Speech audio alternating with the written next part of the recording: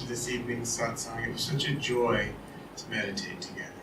And when we go deep like that, that time just slips away. That's how deeply we need to go in meditation. So, a few years ago, someone once came up to me, and this was on January 5th, and he said to me, "Happy birthday." And as you all probably know, that January 5th is Paramahansa Yoganandaji's birthday. So I was thinking, why is he saying happy birthday to me? And I said, out of my mouth came, "It's not." And then I think I stopped before the word my. I was going to say my birthday. And then I understood, Paramahansa Yoganandaji is in all of us. And that then I too said, happy birthday to you as well. That I understood that Master resides in us all. And I bring that up because tomorrow is Swami Kriyanandaji's birthday. And so early, I want to wish all of you happy birthday in that same regard, that it is a very special time for all of us. So, the reading today is 2 stanzas. This is chapter 3, and the first stanza is 17. For him whose only love is the self, who delights in the self, and is content to rest in the self, no duty remains. Let me read that again. For him whose only love is the self, who delights in the self, and is content to rest in the self, no duty remains. So that's the first stanza we'll discuss. And when I first read this and think about it, the first thing that comes to my mind is a man named Diogenes, who lived in ancient Greece. And Master said that this man, he lived in a tub. And for him, no duty remained anymore. That his only duty was to remain in the self. And Diogenes said, if people bring me food, all right. If they don't bring me food, all right. Even if I starve to death and this body goes, it will never take away my inner peace.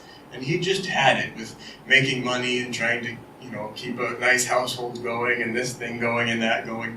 All he had was his little tub. Maybe it was a big one, because if it was raining, he could turn the tub over and take shelter under it. And it was near a fountain, so occasionally he'd drag it to the fountain and take a bath. And that was his life. That he just, was happy within himself. That all he did was delight in the self. And so for him, no duty remained, no outer duty. The second thing that this makes me think about is, and this actual line, who delights in the self and is content to rest in the self. It reminds me of Master being a boy and being able to practice Hong Sa for 7-8 hours at a stretch. And so it makes me think, if I'm able to delight in myself and just rest in the self, that I should be able to practice Hong Sa for hours and hours. But if thoughts start coming into my mind, oh no, duty remains, and I have to go do this, and I have to do that, and what about this? And there's no way that I can sit and just practice Hong Sa for hours and hours. It's a very interesting thing to contemplate, because as I say that, I'm sure many people here say, yeah, but, you don't know my life. As I have a family to maintain, I have to go do this, I have to do that. I'm not at the state of Diogenes that if I don't make money, that I have to eat, I have to maintain this body. Well, okay, that's all right. Then, if we have that consciousness, some duty does remain. And we see that the spiritual path, that it's one of progress, that it's directional, that if we're to sit and we think that I have to eat this and I have to do that, then we do. Because it's all in the mind. On a little piece of thought rests the cosmic thought. And so we need ultimately to learn to control our mind. And nobody's going to do that for you. That you have to make the decision yourself. I've had enough suffering. I've had enough of my mind running around in crazy alleys and byways, that I want one thing alone. And of course we just had the chant, I want only thee, Lord, thee, only thee. And the spiritual path is that simple. And if we can decide, it comes down to one question, what do you want? And we know the answer. It's supposed to be, I want God alone, God alone. But when you fall asleep at night, when it's just you in the quiet of your mind, with just you and God alone, are you only thinking, just you? Or are you thinking, I have to do this tomorrow, I have to do this tomorrow, and this duty remains, and this duty remains? Rajas is a very interesting You get that rajas going a little bit, and suddenly you realize that you had 20 more duties that you didn't even think about and weren't even on your list. And that's all right. That's the nature of rajas, and it's better to be rajasic than tamasic. And it's nice to get that energy going, but we have to understand where are we directing that energy. Where is it going? And that as yogis, we prefer to have a sattvic life instead of a rajasic life. And this brings me to the third thing that this particular stanza reminds me of, and that is Swami Kriyananda. Because Swami Kriyananda, outwardly, he had a very rajasic life, yet inwardly, he was even beyond sattva. That he just, it was like you look into his eyes and you could just go through them into eternity, into infinity. It was like he wasn't even there.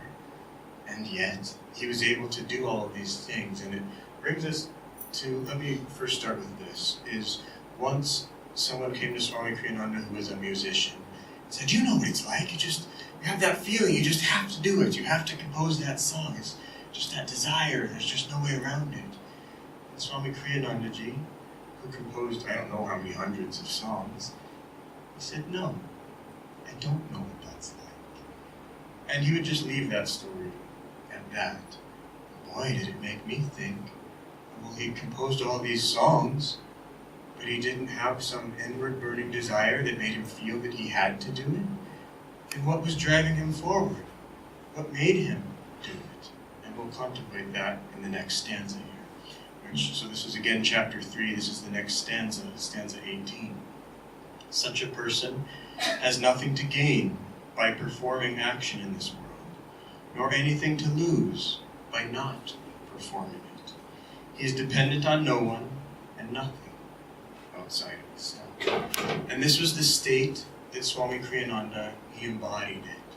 He lived it. And this is very important that we understand.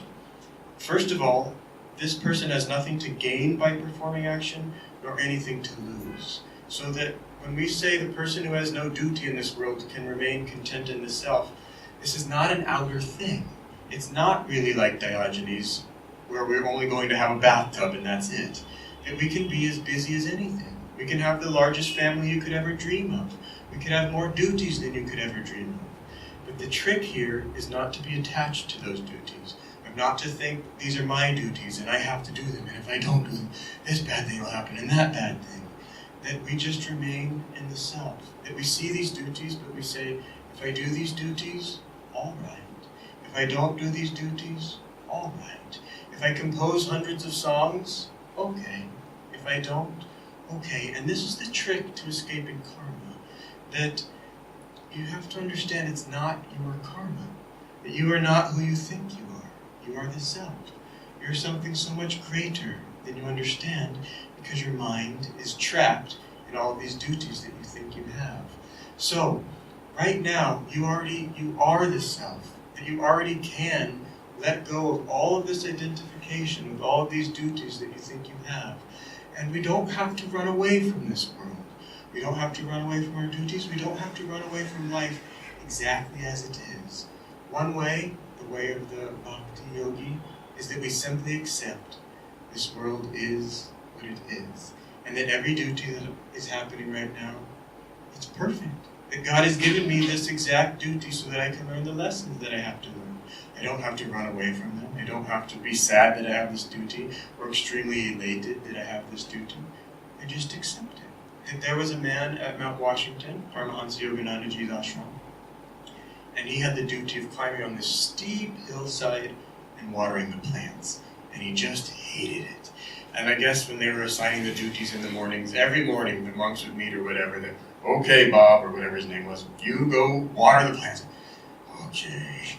And he just had such a hard time with this until one night he decided, if Master's going to ask me to water those darn plants on the steep hillside every day for the rest of my life, I may as well enjoy it and just say yes to life, yes to this is what God is giving me, and be okay with it.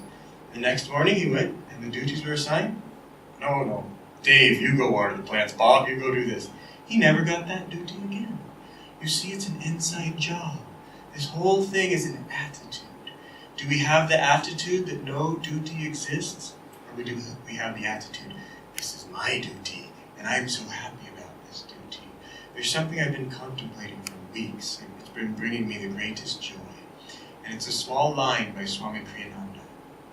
And it is, joy is not the goal, it is the solution. Joy is the solution. You see, when we live our lives thinking, I'll do this duty and this duty, and then I know the purpose of life is to be joyful, to be happy, so I'll do this, and then I'll be happy. We never get there. We're like that silly little hamster on the ball or treadmill or wherever those little animals run around and think they're getting somewhere, and we never get anywhere. But as soon as we see that joy, it isn't the goal. You already have it right now. If you make up your mind and you decide, I want it, I have it, that's right. It's who I am. And so joy is the solution. So we have to understand that, we have to remember that, and then we can live in the way that Swami Kriyananda lived. And so I just want to reiterate, you have it now. I'll tell one more story in that regard. And that is that there was a guru in his ashram, and he was feeling in a bubbly mood, and the disciples were approaching him with great love. And with that great love, they were taking the secrets of the universe. And so he felt that God told him it was all right to start telling disciples how many incarnations they had left until they were free. He said, oh, to this one, you have 2 incarnations, and to this one, oh, only one more incarnation for you, and to this one, oh, very good, very good. Only a few more months, and you will achieve final liberation. You're almost there. Congratulations, keep working. And then someone else asked, oh, Master, how about me? How long until I'm liberated? He said, oh, you? Well, 1,000,000 incarnations for you. And the man slowly, just kind of quietly went out to the front porch out there. And of course, no more devotees after that had any courage to ask, when will I be liberated? That cut that conversation right off there. And a few devotees, they were feeling compassion for their poor brother who had just been condemned to a 1,000,000 incarnation sentence. And they thought, if nothing else, we may as well go out there and console him, cheer him up. It's not that bad. Only 1,000,000 incarnations, and so they were going out trying to make the best of this situation, however they could, and they were telling him it's all right. But as they went out and they started seeing, he wasn't sad. He was dancing. He was in bliss. He was so happy. And one of the devotees thought, he must not have heard correctly. Maybe that 1,000,000 went in the wrong ear. Maybe he didn't hear correctly. He said, they didn't want to bring him down, but they wanted him to know the truth. He said, Maya, didn't you hear? And he said, no. Didn't you hear?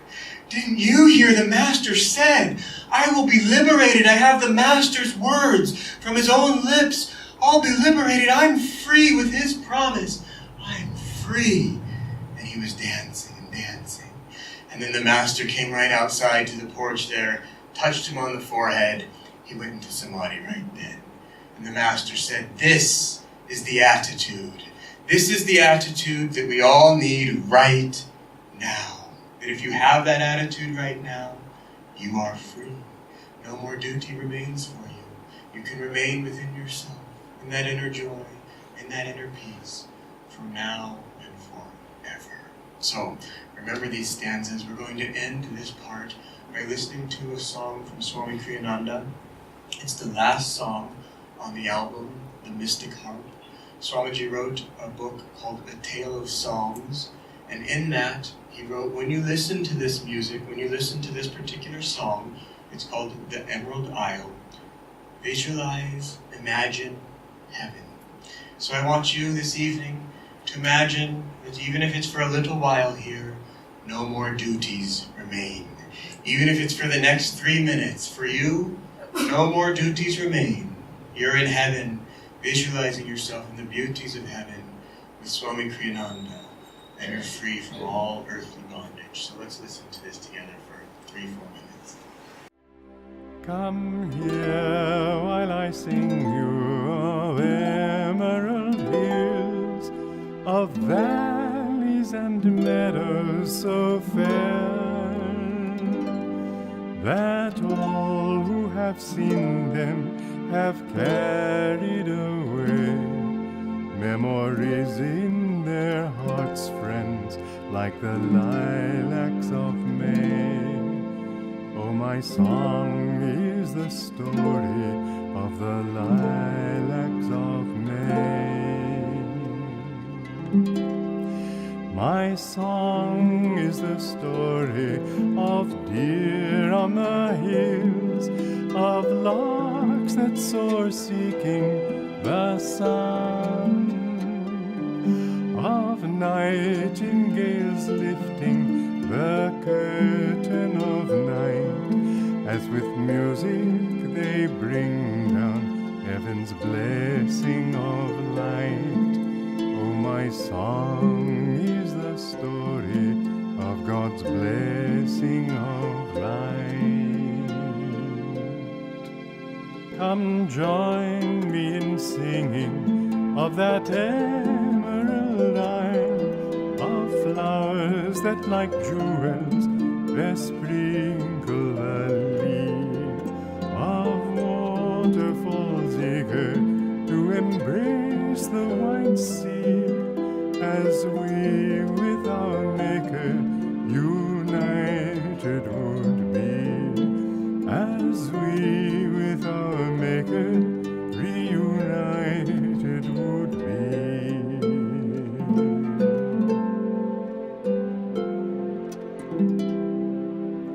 Come here while I sing you of emerald hills, of valleys and meadows so fair, that all who have seen them have carried away memories in their hearts, friends, like the lilacs of May. Oh, my song is the story of the lilacs of May.